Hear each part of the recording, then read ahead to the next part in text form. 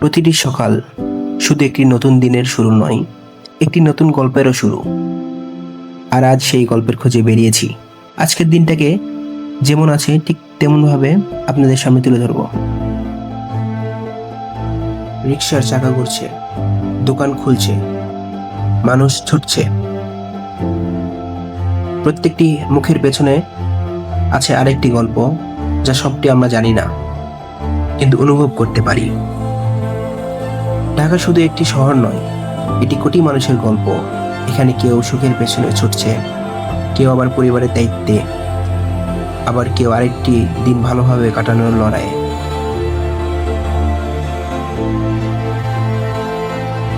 এত ব্যস্ততার মাঝেও এই শহরের এক শান্ত রূপ আছে। খোলা আকাশ, সবুজের ছোঁয়া, বিকেলের আলো মনে করিয়ে দেই সৌন্দর্য অনেক সময় আমাদের সামনেই থাকে।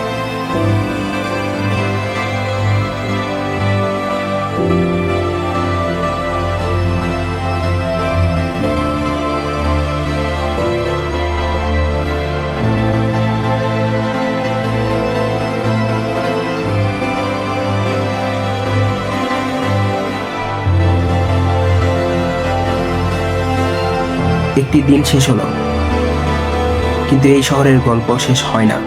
হয়তো আগামীকাল আবার নতুন কোনো পথ, নতুন কোনো মানুষের গল্প নিয়ে ফিরে আসব। আমি সবুজ, দেখা হবে নতুন গল্প নিয়ে।